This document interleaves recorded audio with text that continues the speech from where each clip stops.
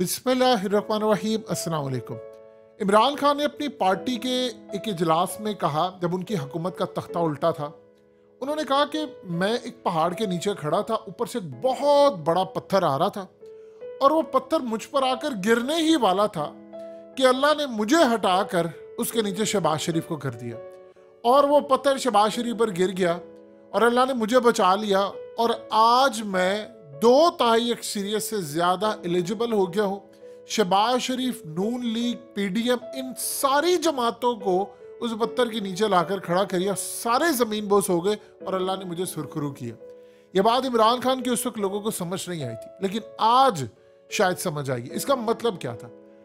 इमरान खान ने कहा कि कौम ने मुझे कहा था कि आप लूटा हुआ पैसा लेकर आओ। मैं कैसे लेकर आता? बाजवा मेरी राह में खड़ा हो गया। नैब को वो कंट्रोल कर रहा था, पुलिस वो कंट्रोल करता था, इलेक्शन कमीशन वो कंट्रोल करता था, सियासतदानों को वो कंट्रोल करता था, पीटीआई में ग्रुप उसने बनवाए।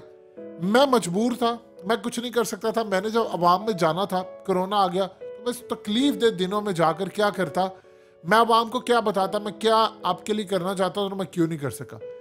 अल्लाह ने मुझे बचाया मेरी नीयत की वजह से। शहबाज शरीफ फंस गया। अब शहबाज शरीफ, उसने अपनी क्रेडिबिलिटी बनाकर रखी हुई थी, चाहे वो जाली सही कि जी देखो ना मैं ऐसे हूं, मैं वैसे हूं। अब हुआ क्या, इसको आज की खबर के मुताबिक समझिए।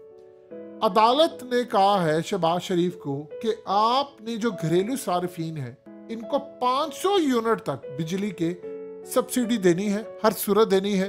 बेशक अल्टरनेट इंतजाम करें बिजली का, जैसे मर्जी करें।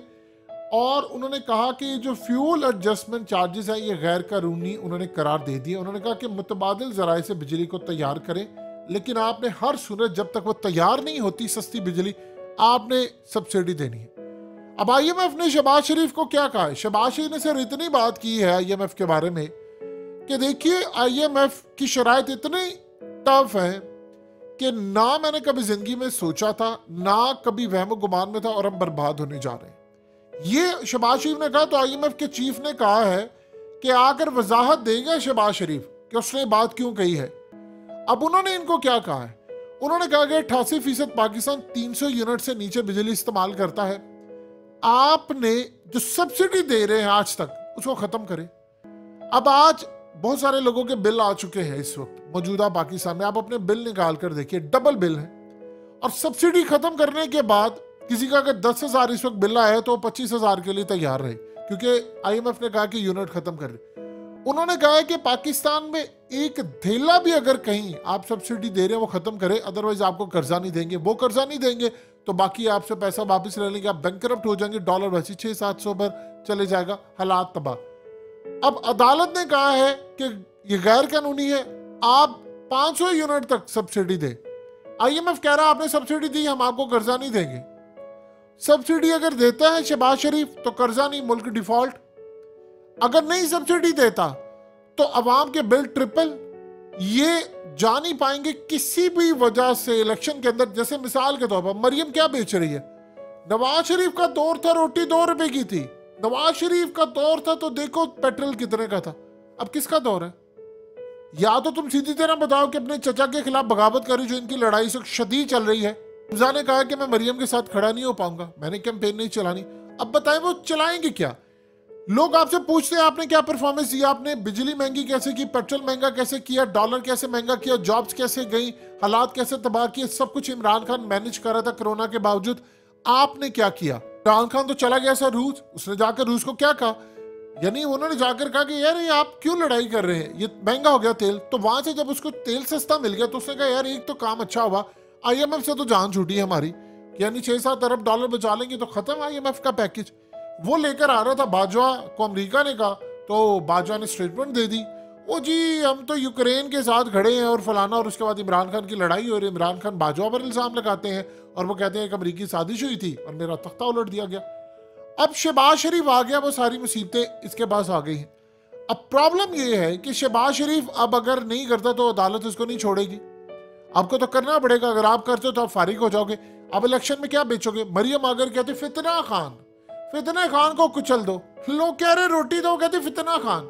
लोग कहते हैं कि भाई महंगाई हो गई है, ना गाड़ियां बिक रही हैं, ना बाइक्स बिक रहे हैं, ना प्रॉपर्टी का काम चल रहा, पूरा पाकिस्तान सड़कों पर आने को तैयार है कि भाई आप ये बताएं, क्योंकि इमरान खान ने कहा कि मैंने जेल भरो तहरीक करनी है, तो वो पूरे पाकिस्तान को सड़कों पर लेकर आएंगे, क्या वो जेलें भरे बैठकर? तो आप बताइए आप क्या करोगे? फितना खान, लोग कहेंगे अच्छा फितना है तो वो तो तुमसे बेहतर था, आपके पास कारकर्दगी क्या?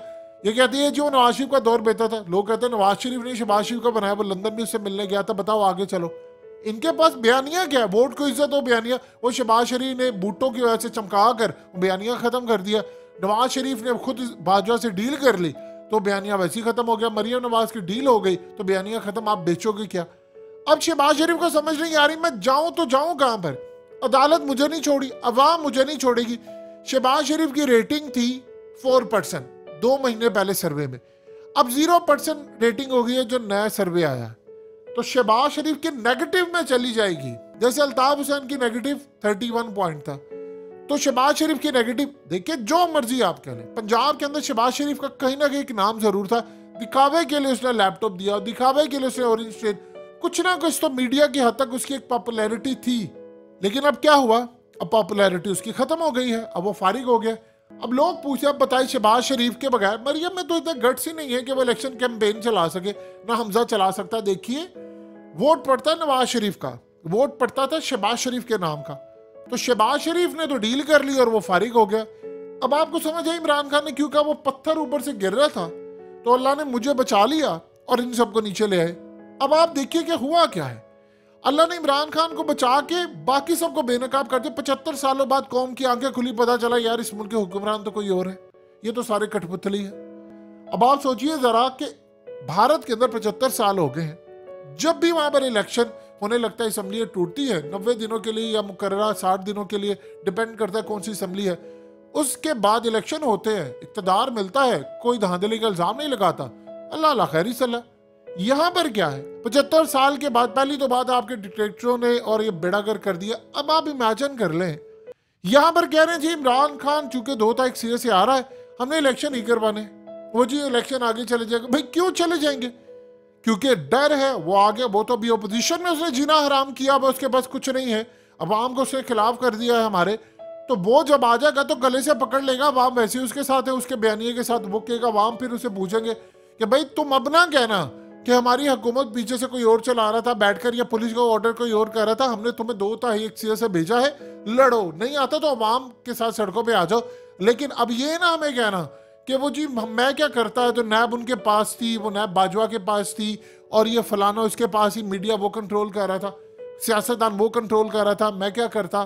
तो इमरान खान ने भी ये काम नहीं करना, वो भी इस दफा कह रहा है वजीर आजम बनकर दिखाऊंगा, तो कह रहे जी इलेक्शन नहीं करवाने आया तो वो गले से पकड़ लेगा। ये आपके मुल्क की सूरत हाल है। यानी आप अंदाजा कीजिए शहबाज शरीफ के साथ जो हुआ है। देखिए जो अल्लाह का खास बंदा होता है, आप जब उसे लड़ पड़ते हैं, यानी इमरान खान से लड़ पड़े, तो फिर अल्लाह ने आप सबको बेनकाब कर दिया। जिन्होंने इमरान खान को सबसे ज्यादा नुकसान पहुंचाया 75 साल बाद सबसे ज्यादा बेनकाब वो हुए। ये कहां खड़ा है शहबाज शरीफ? अब क्या होगा? ये अल्लाह पाक की जो हिकमत है वो इंसानों को समझ बड़ी लेट से आती है, लेकिन उसमें फायदा होता है। अब भुगते शहबाज शरीफ।